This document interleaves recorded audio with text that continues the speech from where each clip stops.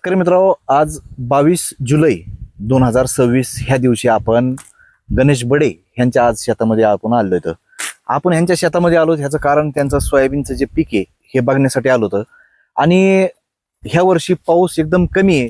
तुम्ही जर आजूबाजूच्या शेतकऱ्याची जर बघितली तर सोयाबीन फक्त एवढं लई झालं एक ईदभर टिचभर असे इतक्या उंची सोयाबीन आहेत. पण गणेश बडे ह्यांच्या शेतामध्ये सोयाबीन चांगली जवळपास गुडघ्या इतकली मांड्या इतकली सोयाबीन व्हायला लागली.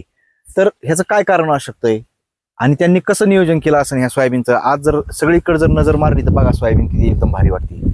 तर नेमकं काय नियोजन केलं असं ह्यांनी असं की त्यांच्या शेतामध्ये सोयाबीन मध्ये बदल दिसतोय. तर आज आपण त्यांनाच विचारू. गणेश बडे सर, राम राम. नमस्कार. काय हे आपल्या शेतामध्ये जी सोयाबीन पेरली आपण तर कसं कसं ह्याचं नियोजन केलं ह्याबद्दल थोडस जरा शेतकऱ्याला सांगा. म्हणजे बाकीचे पण शेतकरी पाऊस कमी असताना अशा सोयाबीनचं पीक आणण्याचा नक्कीच प्रयत्न करतील. सर्वप्रथम आम्ही 7 जून 2026 या दिवशी सरी पाडली. 2 फुटावर सरी पाडली. त्याच्यानंतर 8 तारखेला पूर्ण या 2 एकर 80 आरला आम्ही पाणी दिलं सरीने, म्हणजे ओली करून भिजून अगोदर जमीन भिजवून घेतली. त्याच्यानंतर टोकननी मालविका बॅग आम्ही हेमंत ट्रेडर्सहून खरेदी करून टोकन यंत्राद्वारे पूर्ण लावली. मग सगळी लावल्याच्या नंतर त्याला काय पाणी कसं दिलं त्याच्यानंतर मग ग्रुपनी काय केली का काय केलं. त्याच्यानंतर ही जमीन हलकी आहे, त्याच्यामुळं पाणीला ज्यावरती उगली समजा अंकुर फुटले त्याला म्हणजे जमिनीतून, त्यानंतर पाणी दिलं त्याला. तर याला पाणीच द्यावं लागतं. 5 दिवसाला आम्ही 5 दिवसाआड एक सरीने पाणी सोडायचो आणि त्या पद्धतीने पाणी दिलायचं.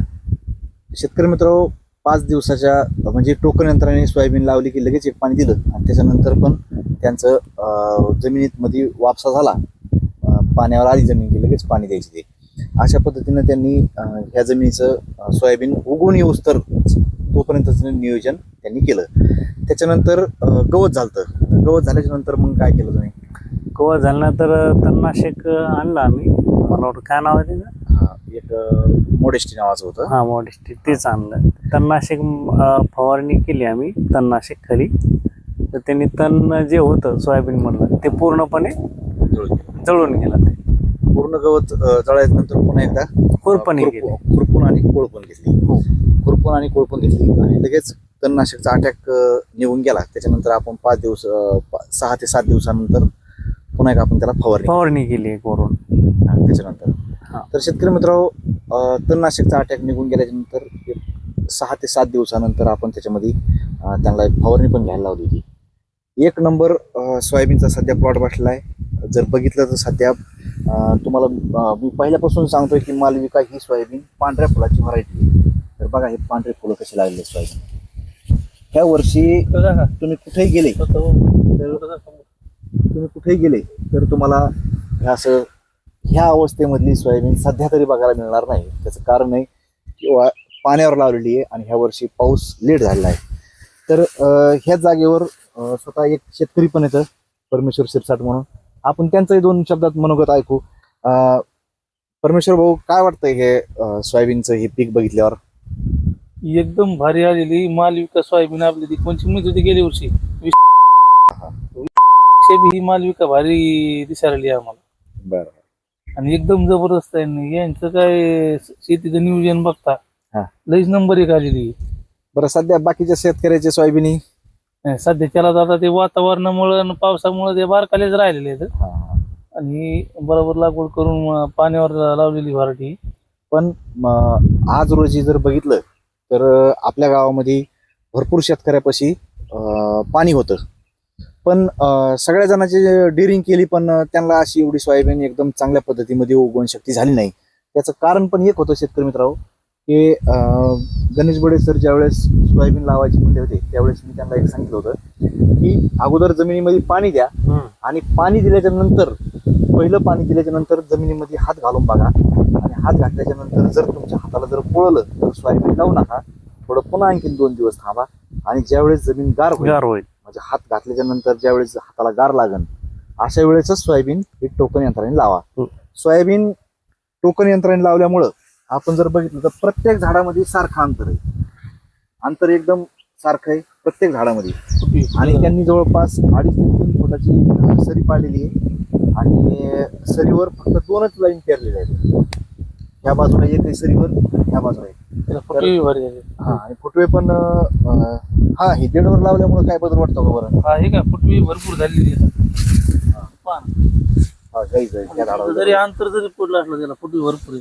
फुटवे भरपूर झाले. ही व्हरायटीज अशी आहे की टोकन यंत्राने जरी लावली नाहीतर पेरली जरी पण ह्याला फळ भांड्या जास्त येणारी व्हरायटी. त्याच्यामुळं शेतकरी मित्रांनो मालविका सोयाबीन 1 नंबर इथे आलेली आहे.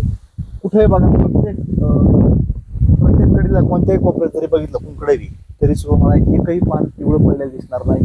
पुन्हा त्यांनी फवारणी योग्य वेळेवर घेतली त्याच्यामुळं पानं किडके नाहीत. आणि आज रोजी जर बघितलं तर पानाचा आकार बघा. आता हे एकच मी पान हे तोडतंय झाडाचं, हे 3 पान आहेत. ते पानं बघा केवढं येतं. हे माझा हात आहे, त्या हातावर ठेवल्यानंतर बघा तुमच्या लक्षात येईल पानाचा आकार. म्हणजे जास्त जर मोठं पान असेल तर हे सूर्यप्रकाश संश्लेषण चांगले. हा सूर्यप्रकाश संश्लेषण क्रिया चांगली होती आणि त्यातून उत्पन्न चांगल्या पद्धतीने फुलं आणि शेंगा चांगल्या येतात. म्हणजे भरघोस उत्पन्न होत आहे. हा फुलं आणि शेंगाचं रूपांतर होण्यासाठी पण चांगलं काम करणार. पान जर मोठं असेल तर म्हणजे जास्त सूर्यप्रकाश हे पानं घेणार आणि आपल्या पिकाला चांगलं करणार. तुम्ही जर सोयाबीन बघितले तर तुम्हाला फांद्याचे फुटवे बघा कसे झाले आहेत. फांद्या बघा इथून एक फांदी निघली, 2 3 4 5 6 7 8 एकाडे म्हणजे जे आपलं शेंगा लागण्यासाठी आपल्याला जास्त फांद्याची संख्या जर पाहिजे असेल, जास्त फांद्या फुटल्या तर त्या प्रत्येक जागेवर त्या शेंगा लागत्या. म्हणजे अशा प्रकारे शेंगा जास्तीत जास्त लागणार आहेत ह्या झाडाला. 1 नंबर आलेला प्लॉट. खरंच बडे सर तुम्ही स्वतः तुमचं दुकान चालवलं जातं, किराणा दुकान, आणि त्या दुकान चालवून तुम्ही वेळात वेळ काढून शेती पण एकदम चांगल्या पद्धतीमध्ये केली. त्याबद्दल खरंच बडे सरांचे आभार मानले पाहिजेत. परमेश्वर भाऊ शिरसाट हे पण आपल्या ह्या शेतावर व्हिजिट द्यायला आले, त्याच्याबद्दल त्यांचे पण आभार.